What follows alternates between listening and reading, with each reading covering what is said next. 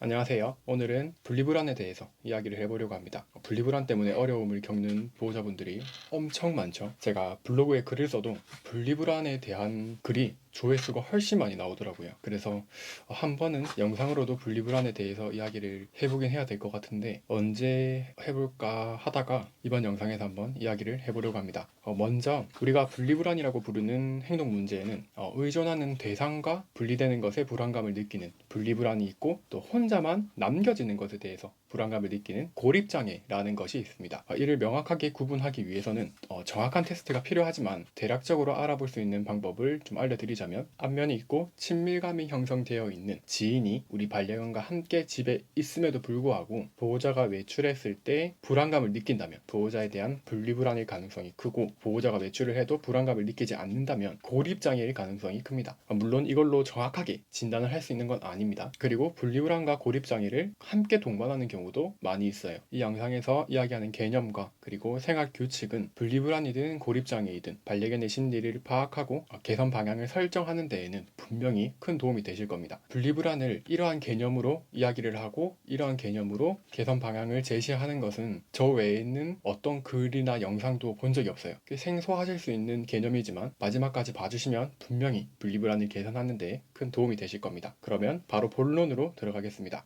참고로 여기서 말하는 분리불안이라고 하는 단어는 고립장애까지 함께 통틀어서 이야기를 하는 겁니다. 편의상 분리불안이라고 이야기를 하겠습니다. 반려견의 분리불안은 세 가지 개념을 통해 보다 쉽게 이해할 수 있습니다. 첫 번째, 자신감입니다. 문제를 극복하려는 의지, 그리고 독립적인 성향, 스스로 불안감을 버텨낼 수 있는 힘을 의미합니다. 그리고 두 번째, 보호자 의존도입니다. 보호자 의존도는 낯선 공간이나 불안정한 심리 상태에서 보호자에게 의존하는 정도를 뜻합니다. 이때 낯선 공간이라는 범주에는 우리가 살고 있는 집도 포함이 될 수 있죠. 그리고 세 번째, 공간 의존도입니다. 공간에 대한 적응도를 나타내고 현재 살고 있는 공간, 즉 집을 얼마나 잘 적응해내고 있는지 나타내는 심리입니다. 분리불안을 개선하기 위해서 매우 가장 엄청 중요한 것이 바로 이 공간 의존도를 향상시키는 겁니다. 참고로 단순히 한 집에서 오래 살았다 해서 공간 의존도가 높아지는 건 절대 아니에요. 5년, 7년을 살았다 해도 보호자가 반려견을 대하는 태도와 생활 규칙이 잘못되어 있다면 그 집이라는 공간을 전혀 의존하지 못하고 있을 가능성이 있습니다. 쉽게 이해하실 수 있도록 표를 첨부해 드릴 건데, 1번 내용을 보시면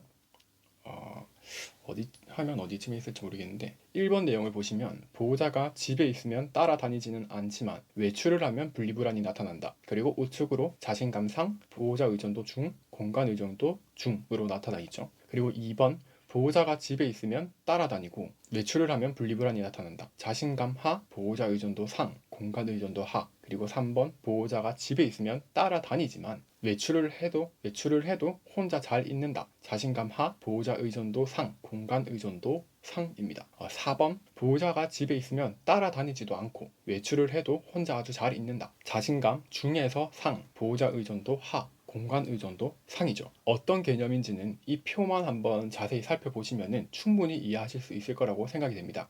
보호자와 함께 하지 못하는 불안감을 공간에 대한 의존도를 높여서 완화시켜주는 작용을 하는 거예요. 그러니 자신감이 높고 보호자 의존도는 낮게, 그리고 공간 의존도는 높게 해주는 것이 분리불안이 없고 안정적인 심리를 가지고 집에서 편안하게 휴식한다 라는 거죠. 근데 여기서 이 자신감에 대해서는 자세히 다루지 않을 예정입니다. 자신감은 선천적인 영향이 워낙에 크고 자신감을 길러주는 게 아주 까다롭고 어려운 일이에요. 그리고 자신감이 낮더라도 보호자 의존도를 낮추고 집에 대한 공간 의존도를 높여주기만 하면 분리불안을 안정적으로 개선시켜줄 수 있으니 큰 걱정은 하지 않으셔도 됩니다. 분리불안이 있는 반려견은 대개 보호자에 대한 의존도가 매우 높은 상태입니다. 그럼 이 보호자 의존도를 낮추기 위해서는 뭘 해야 할까요? 당연히 애정 줄이기입니다. 그런데 이 애정 줄이기가 공간 의존도를 높이는 데에도 필수적인 솔루션이에요. 반려견에게, 특히 분리불안이 심한 반려견에게 보호자의 애정은 마약과도 같습니다. 이런 반려견들은 보호자의 애정만이 삶의 이유라서 다른 건 아무것도 필요가 없어요. 집을 의존할 필요도 없고 집에 적응할 필요도 없고 세상에 적응할 필요도 없다고 여겨요. 그래서 보호자의 애정이 지속된다면 공간을 적응하고 공간에 의존하는 심리를 앗아가 버리는 작용을 하게 됩니다. 보호자가 반려견을 애정해주는 생활과 집에 대한 공간 의존도가 높은 상태는 공존할 수가 없다는 거예요. 혹시 왜 반려견을 키우며 애정을 줄여야 하는지 의문이신 분들은 상단 카드에 표시되는 영상을 보시면 도움이 되실 겁니다. 특히 애정을 줄일 거면 반려견을 왜 키워? 라고 생각하시는 분들이 보시면 더 도움이 되실 거예요. 아무튼 그래서 보호자에 대한 의존도를 줄이고 집에 대한 의존도를 높이는 것은 분리불안 개선을 위해서 꼭 진행되어야 하는 건데, 그러기 위해서는 생활규칙을 꼭 필수적으로 지켜줘야 합니다. 이 생활규칙 안에는 교육을 포함한 내용들이 있기 때문에 별도의 교육법에 대해서는 이야기하지 않을 건데, 알려져 있는 분리불안에 대한 교육법도 함께 병행해 보시는 것도 도움이 되실 겁니다. 먼저 생활규칙 첫 번째, 영양가가 있는 식단을 제공해야 합니다. 널리 알려져 있는 분리불안 개선에 대한 정보들 중에 가장 알려져 있지 않는 내용이에요. 분리불안의 웬 식단이라고 생각되실 텐데, 사람도 그렇듯이 신체 상태는 심리 상태에도 영향을 끼칩니다. 특히 영양 상태가 좋지 않고 몸이 아프면 심리적으로 더욱 위축되거나 불안해지고 예민해지는 경향이 있죠. 개는 사람보다 신체 상태가 심리 상태에 미치는 영향이 더욱 클 것이라고 저는 생각을 하는 편입니다. 그래서 질 좋은 사료를 급여하고 자율급식보다는 하루에 한 끼 또는 하루에 두 끼를 제한급식으로 규칙적으로 급여해 주어서 보다 좋은 컨디션으로, 보다 좋은 생체 리듬으로 건강 상태를 유지할 수 있도록 신경 써주시는 것이 도움이 될 겁니다. 그리고 생활규칙 두 번째입니다. 방석이나 캔넬 등으로 반려견만의 공간을 만들어줘야 합니다. 그리고 보호자 주변에서는 휴식하지 못하게 해줘야 돼요. 방석 교육이든 캔넬 교육이든 꼭 진행을 해줘야 하고, 잠은 함께 자도 괜찮지만 빠른 변화를 위해 분리체침을 할 거라면 함께하는 놀이 시간이나 산책 시간을 그만큼 더 늘려주셔야 됩니다. 산책 횟수를 1회 더 늘려주시는 것도 도움이 되겠죠. 캔넬을 싫어해서 안 들어간다라는 이유로 캔넬을 샀다가도 사용하지 않는 경우가 많은데, 교육만 하면 얼마든지 잘 사용하게 만들어 줄 수 있습니다. 교육법은 유튜브에 검색해 보시면 얼마든지 많이 나와 있어요. 며칠이 걸리더라도 이 캔넬 교육과 방석 교육은 꼭 진행을 해주시는 게 좋습니다. 그리고 생활규칙 세 번째입니다. 반려견이 자기 자리에서 휴식할 때 만지러 가거나 말을 걸거나 쳐다보는 건 웬만하면 하지 않는 게 좋아요. 앞의 두 번째와 지금 이 세 번째만 지켜줘도 생활 속에서 반려견에게 보이는 애정 표현이 많이 줄어들 겁니다.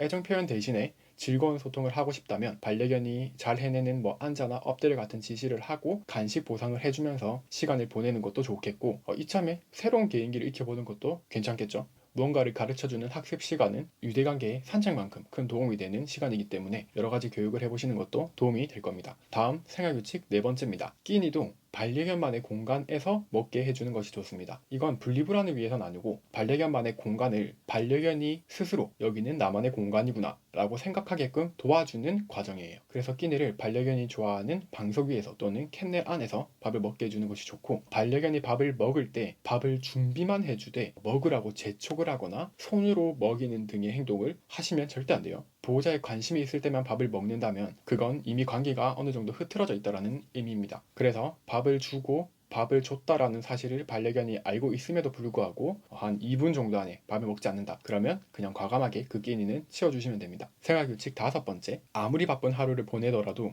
하루에 2번의 산책은 꼭 나가줘야 돼요. 외출 전후로 각각 한 번의 산책을 나가줘야 되는데, 외출 전 산책은 10분만이라도 해주시는 게 좋고, 외출 후 산책은 여유 되는 만큼 해주시되 최소 30분만이라도 꼭 진행해 주시는 게 좋습니다. 외출 후 기가를 할 때는 입구에서 가볍게 무릎을 굽혀서 몸을 낮춰주고 아무 말도 하지 말고 반려견을 만지지도 않는 상태에서 반려견이 나의 냄새를 맡고 충분히 차분해질 때까지 한 2, 3분가량 앉아있어 주는 것이 좋습니다. 무릎에 올라오게 하거나 두 발로 서거나 점프를 할 경우에는 가볍게 밀어주시고, 반려견이 안정적인 상태가 된다면 환복만 한 후에 곧바로 외출 후 산책을 진행하시면 됩니다.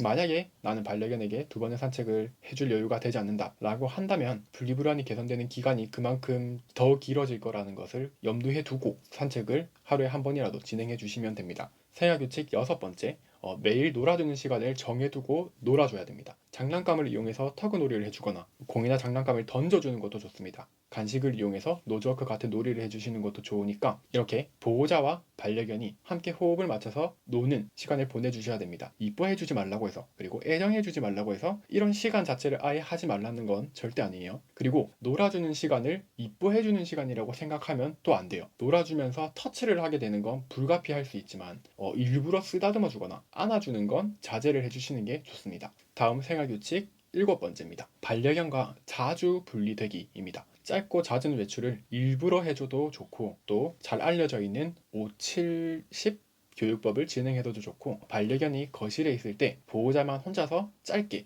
내 방으로 들어갔다가 나오기를 자주 해주셔도 좋습니다. 화장실을 자주 드나들어도 좋으니까 반려견과 공간이 분리되는 상황을 자주자주 만들어주세요. 이렇게 총 7가지 생활규칙이 있는데, 생활규칙과 더불어서 외출을 할 때는 노저크 담요나 종이쌈 노저크, 천이나 양말에 간식을 싸서 묶어주는 등 놀잇감을 제공해 주시는 것도 좋고, TV를 켜주거나 잔잔한 노래를 틀어주는 것도 불안감을 줄이는 데 도움이 될 수 있습니다. 하지만 이렇게 노력하고 생활규칙이 지켜진다 하더라도 반려견이 집에 혼자 있는 시간을 견뎌내기 위해서는 결국 시간이 필요합니다. 우리 보호자가 몇 시에 나가서 몇 시에 돌아오는지에 대한 데이터가 수일에 걸쳐서 쌓여야 돌아올 거라는 믿음을 가지게 되고, 충분히 안정된 마음으로 집에서 보호자를 기다리는 반려견이 될 수 있어요. 만약에 분리불안이 생긴 지 꽤 오래되었고 이미 그 상태로 장기간 살아왔다면 습관성 분리불안도 이미 있을 거기 때문에 더더욱 소요되는 기간이 길어질 겁니다. 또 반려견이 집에 혼자 있는 동안에 하울링이나 짖음을 보일 가능성이 클 경우에는 이웃에게 교육 중임을 미리 알려서 양해를 구해야 하고, 하루빨리 개선이 될 수 있도록 최선을 다하겠다라는 의지를 보여주어야 합니다. 빨리 개선되지 않는다고 반려견을 나무라거나 혼내는 건 학대입니다. 절대 하면 안 됩니다. 또 반려견은 불안할 때 턱에 있는 저작근이라는 근육을 사용을 해서 이 불안감을 해소시키는 습성이 있는데, 집안의 물건을 어지럽히면서 전선을 씹거나 쓰레기통에 음식물을 뒤지거나 사람 의약품을 씹어 먹게 될 수 있습니다. 이런 위험한 물건이나 음식, 그리고 선반 위는 절대 건들지 못하도록 조치를 해주시고, 불필요한 전선은 사전에 정리를 해서 닿지 못하는 곳에 두는 등의 신경을 써주셔야 됩니다. 이렇게 이번 영상은 여기까지인데, 분리불안은 저는 항상 보호자님께 말씀을 드리는 게, 분리불안 개선은 교육이라기보다는 진짜 생활의 변화로 반려견을 변화시키는 겁니다. 분리불안이 개선되어도 결국에는 분리불안이 생길 만한 생활을 하게 되면 다시 분리불안이 생기게 될 수밖에 없어요. 분리불안이 없는 젊은 나이에 반려견을 키우는 보호자님들에게 생활 패턴에 대해서 이것저것 물어보면 애초에 분리불안이 없을 수밖에 없는 생활을 하고 있다는 걸 알 수 있을 거예요. 그러니까 이런 노력들을 잠깐 하고 마는 게 아니라 앞으로 내가 우리 반려견이 분리불안이 없게 우리 집에서 아주 마음 편하게 휴식하게 만들기 위해서 내 생활과 내가 반려견을 대하는 태도에 변화를 줘야겠다 라는 의지로 이 분리불안 개선에 임하시는 것이 좋겠죠. 아무튼 분리불안 개선을 위해서 끈질긴 노력을 이어나가 보시기를 바랍니다. 궁금하신 점은 댓글 남겨주시면 추가로 조금이나마 더 도움 드리도록 하겠습니다.